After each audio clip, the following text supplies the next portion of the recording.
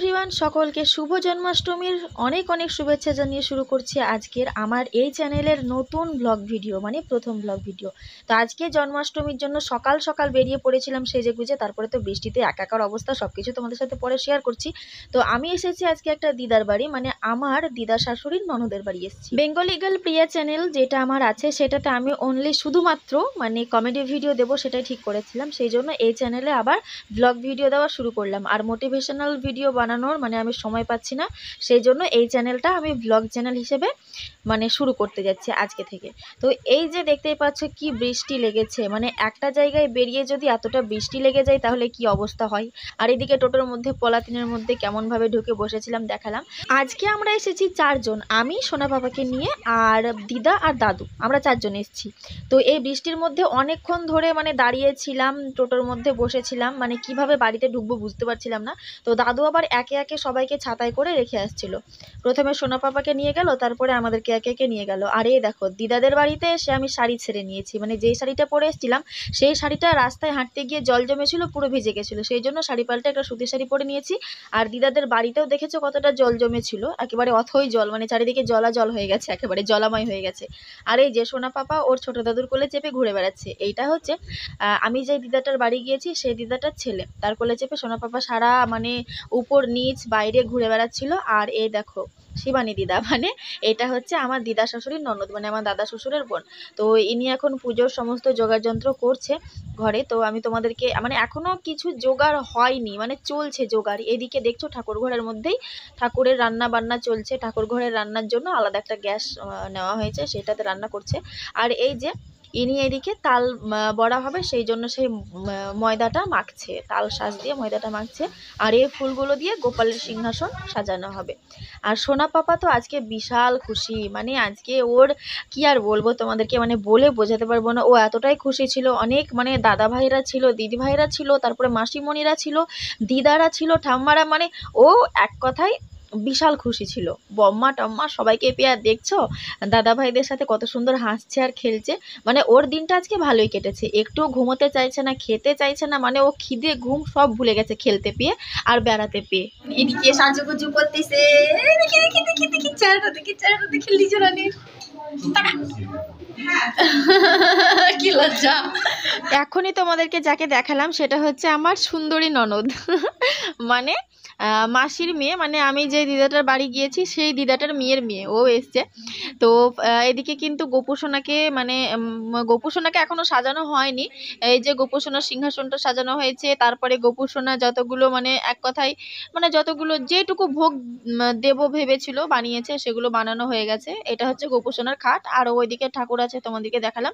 আর এদিকেও দেখো পোলাও টোলাওগুলো রাখা আছে, এগুলোও ভোগে দেবে সেই জন্য। আর ধোঁয়া ধোঁয়া হয়ে গেছে, পুরো ঘরটা ঝাপসা হয়ে গেছে, সেই জন্য ক্যামেরাটা ধূপের ধোঁয়ায়। আর এদিকে তাল বড়া এখনো ভাজা হয়নি, ভাজা চলছে। দিদা এবার গোপুসোনাকে নতুন জামা পরাবে পুজো করার জন্য, মানে একেবারে প্রস্তুতি নেওয়া হচ্ছে পুজোর জন্য। তো আমি একটু ওইদিকে খবর দেখার জন্য যেই ঘরে টিভি রাখা ছিল সেই ঘরে চলে গেছিলাম, দিয়ে আমাকে আবার ডাকলো যে আসো তুমি নাকি ছবি তুলবে। তো সেই জন্য আমি আসলাম। গোপুসোনাকে এই হোয়াইট কালারের জামাটা পরিয়ে কেমন লাগছে তোমাদেরকে একটু দেখিয়ে দেবো, সেই জন্য আমি চলে আসলাম। তো এই যে ফাইনাল লুক, ফুল টুল দিয়ে একেবারে ঢেকে দিয়েছে, মানে জামাটা দেখাই যাচ্ছে না, তাও একটু দিদা ফুলগুলো হাত দিয়ে দিয়ে সরিয়ে দিচ্ছিল জামাটা দেখা যাচ্ছে না বলে, তাও যতটা পারলাম তোমাদেরকে দেখালাম। এবার কিন্তু হবে পুজো শুরু। এমনিতে সকালবেলায় ভোগ দিয়ে দিয়েছে 5টার আগে, যেহেতু মানে কালকে এক কথাই ছিল জন্মাষ্টমী, কিন্তু আজকে সকালে ছেড়েছে, তো ছাড়ার আগেই দিদা একবার পুজো করে নিয়েছে। এখন মানে দুপুরের ভোগটা লাগাচ্ছে আর কি। আর এই যে এটা হচ্ছে আজকের আমাদের প্রধান পুরোহিত, সকাল থেকে উপোস করে আছে। ওই যে একটু আগে সাজছিল না, লজ্জা করছিল, মুখ আঙুল দিয়ে মানে হাত দিয়ে মুখ ঢাকছিল। তো ননদটাই সকাল থেকে উপোস করে আছে, সকালে একবার পুজো হয়ে গেছে, তাও প্রসাদ খায়নি, দুপুরবেলায় ভোগ লাগিয়ে খাবে, সেই জন্য মানে একটু বেশিক্ষণ ধরে উপোস করে থাকার ইচ্ছা আর কি। তো যাই হোক, ও দিদাকে বারবার জিজ্ঞেস করছিল কিভাবে করব বলো আর পুজো করছিল, ওর পুজো করা দেখে বেশ মজাই লাগছিল। তো এই যে এখানে মাসি, তারপরে ননদ, আরও অনেকেই যারা যারা ছিল সবাই বসেছিল। আর ও তো লজ্জা, মানে কি আর বলবো, এত লজ্জা পাচ্ছে। ও কিন্তু এমনিতে খুব স্মার্ট, দেখছো, লজ্জা পেয়ে আবার এখানে মানে এমনিতে তো লজ্জা পাচ্ছে, তারপরে আবার দেখছো এবার দেখো, এবার কিন্তু ওভার স্মার্ট হয়ে যাচ্ছে না এটা। নাও নাও নাও, তোলো তোলো তোলো, এমন ভাবে পোজ দিচ্ছে মনে হচ্ছে আমি যেন ফটো তুলছি। ও কিন্তু মনে হয় জানেই না যে আমি ওর ভিডিও বানাচ্ছি, পরে ভিডিওটা দেখলে হাসবে। লাস্টের প্রচুর থেকে ভালো। আর তারপরে পুজো টুজো শেষ হয়ে গেছে, তারপরে আমরা বসে গেছি প্রসাদ খেতে। দিদারা ওইদিকে চৌকির ওপর উঠে পড়েছে, বাচ্চা কাচ্চা সকলেই আছে চৌকির ওপরে, আর আমি বসে পড়েছি নিচে। নিচে বসে প্রসাদ খাবো, এটার মজাই আলাদা। এমনিতে তো সব জায়গাতেই চেয়ার টেবিলেই বসে খাই, নিচে বসে খাওয়ার সুযোগটা আর মানে বেশি হয় না, তো সেই জন্য আমি নিচেই বসে গেছি। তো পাতেই প্রথমে পড়ে গেছে তালের ক্ষীর, তারপরে তালের ক্ষীরটা খেয়ে নিয়েছি, তারপরে এই যে দেখতে পাচ্ছ তালের মালপোয়া, তারপরে ফলের প্রসাদ সব খেয়ে নিলাম। তারপরে এলো বাসন্তী পোলাও, এটাও কিন্তু খুব সুন্দর হয়েছিল খেতে, বেশ ভালোই লাগছিল। তারপরে এলো বাঁধাকপির তরকারি, বাসন্তী পোলাওয়ের সাথে বাঁধাকপির তরকারি চটকিয়ে বেশ ভালো করে আমি খেয়ে নিলাম। এইগুলো সব একটু একটু করে কেন দিচ্ছে বলো তো? কারণ এগুলো হচ্ছে ভোগের প্রসাদ, সেই জন্য একটু একটু করে দিচ্ছে, মানে এগুলো তো বেশি করা নেই সেই জন্য। আর এটা হচ্ছে আলু পনিরের তরকারি, এটাও কিন্তু ভালো লাগছিল খেতে।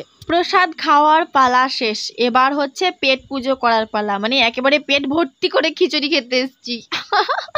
তো এটা ছিল আতপ চালের খিচুড়ি, খিচুড়িটা মানে যা হয়েছিল না, মানে অমৃত হয়েছিল।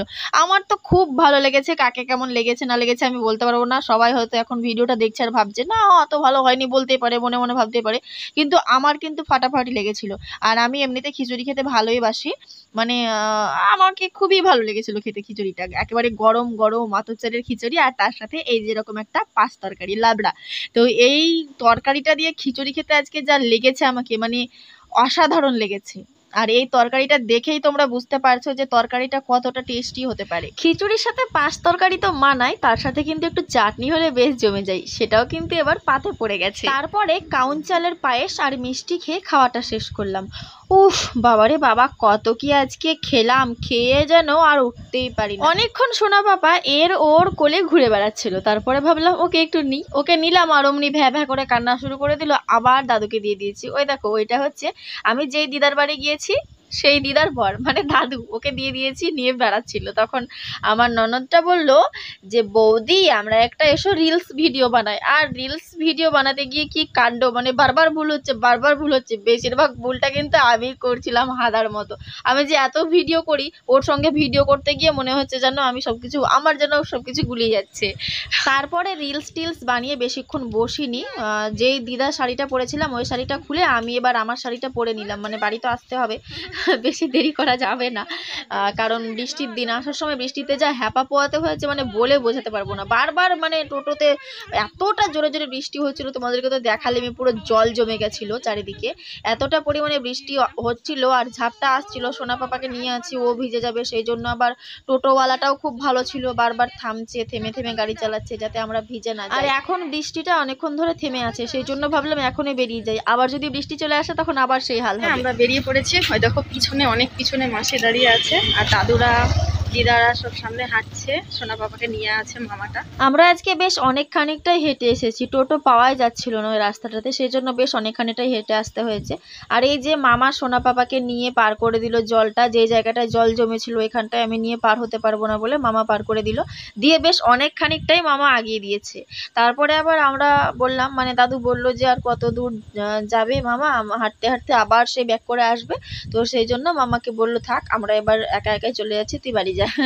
দিয়ে এই যে এই ফিল্ডের এখান থেকে মামা দাঁড়িয়ে গেল, তারপরে আমরা একা একাই চলে যাচ্ছি, আমরা চারজনে, আবার চারজনে পথ চলছি। আর সোনা পাপা তো ফুটবল খেলার দিকে তাকিয়েছিল কিরকম করে, একেবারে ঝুঁকে গিয়েছিল, তোমাদেরকে তো দেখালামই। তারপরে সোনা পাপা ঘুমিয়ে গিয়েছিল আমার কোলে, আর আমি এতটা খেয়ে নিয়েছিলাম আজকে, খাওয়া দাওয়া করে যেন সোনা পাপাকে কোলে নিয়ে হাঁটতেই পারছি না, ভেতরটা একেবারে হাঁসফাঁস করছিল, সেই জন্য দাদুকে একটু দিয়েছিলাম।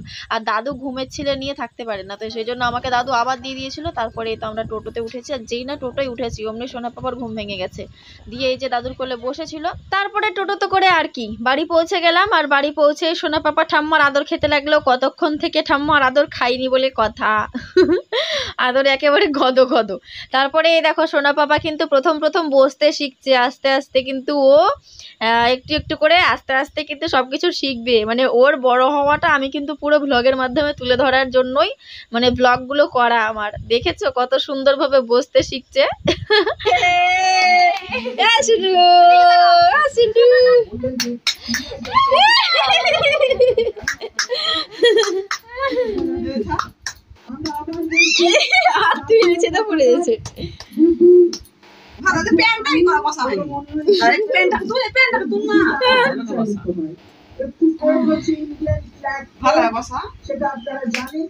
বসছে না, বদমাশি করছে, বদমাশি।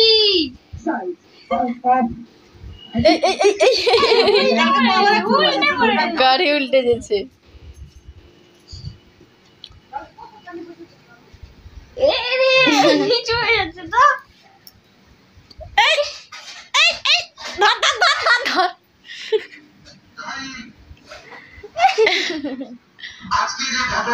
ছাড় ছাড়তে ছাড়তে থাকছেন।